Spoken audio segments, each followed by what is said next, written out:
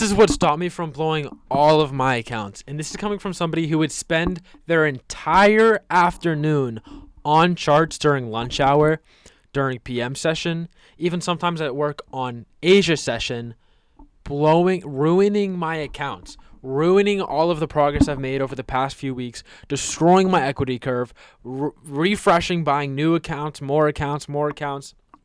This is coming from like one of the most undisciplined traders you've ever talked to, right? This is what has helped me really maintain this very secure. Look at the frequency.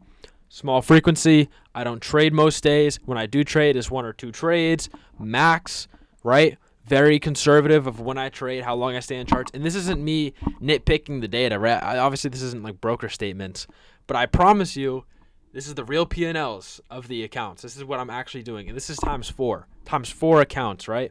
So each week I'm ending in profit.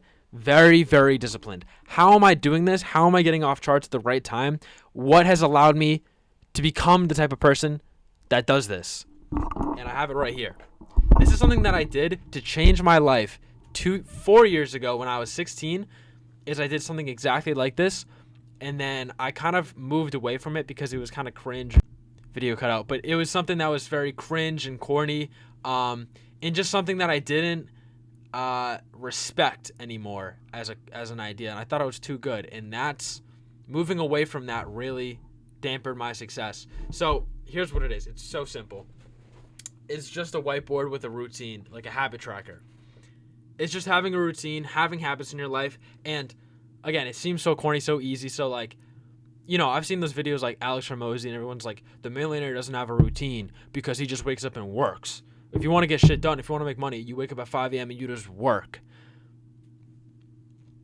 Kinda, yeah. But at the same time, I feel like it's a little different for traders because it's not something that you can just brute force your way to success. It's one of those careers, one of the few, if, you know, maybe one of the only careers where the more you try to brute force your P&L, the less money you're going to make, essentially. So it's a very specific and tailored kind of process for us traders. So this is what's been helping me is over the past few weeks I've had this habit tracker where it's, you know, don't be autistic and, you know, make a color-coded Notion or like a Codex AI Claude Data Obsidian. Dude, don't fucking do that. Please don't do that. Don't do that. Just get a whiteboard, make it simple. Don't create a huge emotional attachment to it. That's how you don't get stuff done, right? You're kind of like procrastinating. You are procrastinating. Don't color code it. Don't do too much, all right? Just get a whiteboard, get a piece of paper, make some columns, 14 days, 2 weeks. It takes about 2 weeks to make a habit.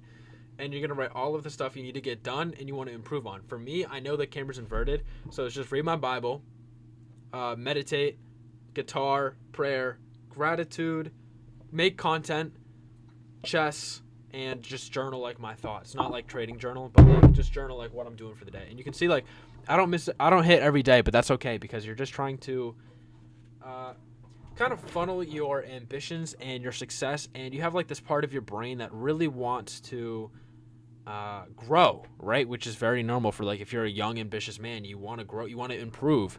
And the problem with trading is a lot of the time we kind of funnel that and try to force that ambition into the trading process itself, where you watch more videos, where you back test more, where you you try to refine your model to something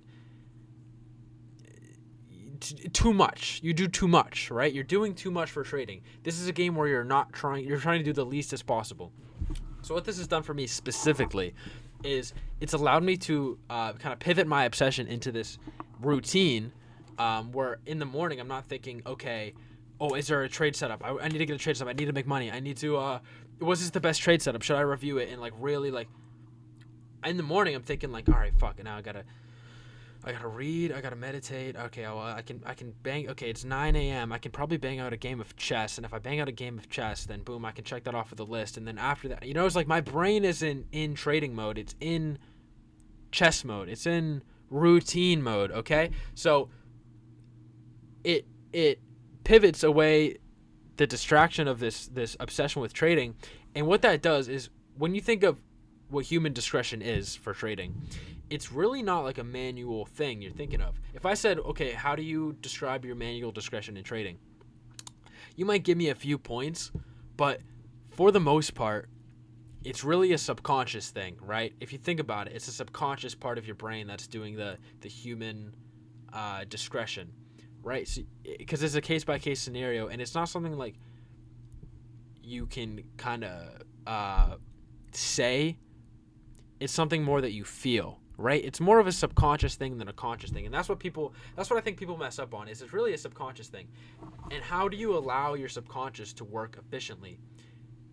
The way that you get your manual brain to work, your conscious brain to work, is to manually think and do. It's like doing math. The way you get your subconscious to work, and this is what all of the great minds, all of the billionaires say, they go into like a dark room and they just empty their brain and they write down the ideas, right? The subconscious brain works. Carl Jung talks about the collective unconscious works from not forcing it. You just let it be. So when your manual part of your brain is occupied with chess and Bible and meditating and reading and journaling and gratitude journaling, your subconscious brain is allowed the ability to really process the charts and really just get in tune with your model and how your system's supposed to work. And it frees up like this load on your subconscious brain to give you the ability to trade efficiently. So that's why it's so amazing. And the one more thing I want to add to this before I end the video is to get these habits, because you're trying to improve, you're trying to get better, and you're trying to, it's not so much about the things, although these all relate to my trading. It's not so much about the individual reading, Bible, meditating, gratitude. It's more so about becoming the person you want to be, right? It's becoming the identity of a winner.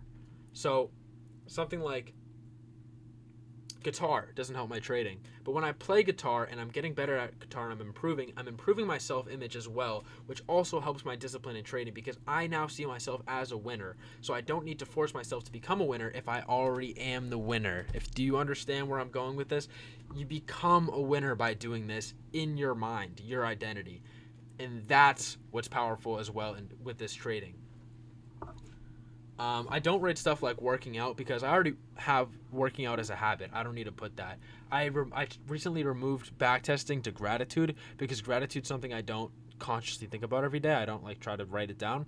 Backtesting, I really do it all of the time, so I don't need to. You know what I mean? It's like if it's already like part of your life, and you know you're gonna check it off every day, maybe don't add it. Like working out, I've been doing it for 4 years. I have the habit. I'm not missing days working out ever. Something like gratitude, I'm not, though. So that's why it's so important. And for this board, you want to check it off the second you do it. So you read one page of the Bible, check off the thing. You meditate for 5 seconds, open your eyes, check it off, and go back to meditating. Chess, you click play on the game, check it off, right? You play one chord on guitar, check it off. And what this happens is, if you even check it off, and even doing 1 millisecond of it, you still consciously did the action and you're still building the identity. And what this does is sometimes you're going to have a busy day where you have work or you have XYZ and you're not able to really just do as much as you want to. But don't set numbers, right? Say guitar. Don't say play this song 8 times. Say guitar. Don't say write 20 things in my gratitude journal. Say gratitude. Don't write pray for 5 minutes in the same. Dude, just pray, right? So it's like don't quantify it. Because what this does, even on your worst days, you're able to bang out a page of the Bible that's so easy. 1 game of chess that's so easy. And what this does is you look back in the checks and it'll reinforce your subconscious that you are a winner even on your worst days. You get stuff done, you're consistent even on your worst days. And it's like a raising tide raising the boats, right? All of the boats get raised. So you have discipline on this checklist, on this habit tracker. It raises your discipline in your trading as well. It actually genuinely improves it. This is some of my I've only made 2,000 this month on a few accounts on evals. Like, it's not a huge deal. Like, I'm not evals, by the way. These are evals, right? I'm not like rolling in bread. I'm not doing amazing. I've had $4,000 month. This isn't like the best trading per se. This is the most calm, the least anxiety, the most confident I've ever been in my trading ever. And it's because of that whiteboard. I know I know I'm going to have. I already have the $10,000 month. It's like right there. I can smell it, dog. I can feel it. It's right there.